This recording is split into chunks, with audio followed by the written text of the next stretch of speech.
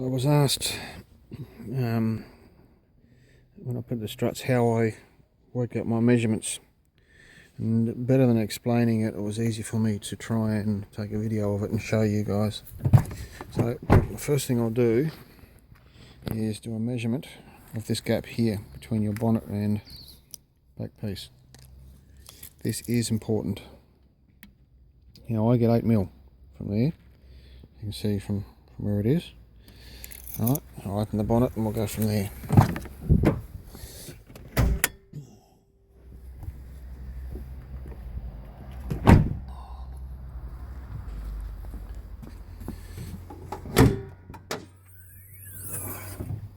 Now, at measurement, I went from the firewall at the back of the thing from here to here was 180mm to where I drilled the hole and put my nut-sert in. 180mm. Now, this having to be in that position is for a good reason. If you measure from the back of the bonnet, like so, to the front of your hinge, we get 195 plus your 8mm, that's 203mm, right? So when you're measuring from there, going back again, because that measurement we made earlier, 203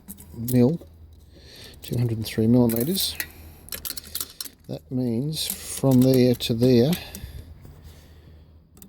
we want to get 203mm, and I've gone 205. Give me a bit of clearance. It's a bit difficult to see it on the tape measure, but yeah, believe me, it's 205 from there. So that gives us the clearance. So when the bonnet comes down, it's actually going to clear this hinge here. So there, it's going to come down here and clear that, which is good. So that gives us some clearance, because you need to be able to clear that. Given that it folds away, it'll probably sit just on top of it just a little bit. So from the firewall, you don't really want that to be any more than 180 millimeters centered on where you want to put your nut-sert. So you know, you center punch at 180, then drill it and put your nut-sert in. Now up here with these brackets, you could put these back a little bit more, but you really need to measure the compressed length, which is, let's say, that length there. We'll go to the center, which is 230mm plus a couple of mil, and the center of there to there, excuse my camera work, is about 25mm. Yeah, 25mm. So 230 and 25 gives us 255.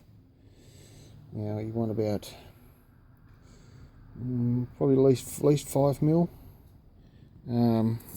to add to that, so this shaft isn't actually bottoming out, otherwise you'll ruin the gas strut.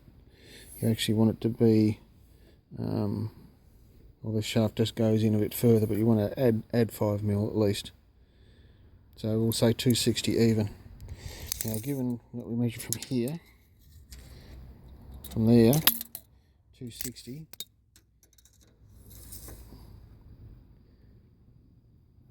plus remember we went from there to there, we got 208, I think it was. Yes? No? Yeah, so 205, round figures. Let's see, 205.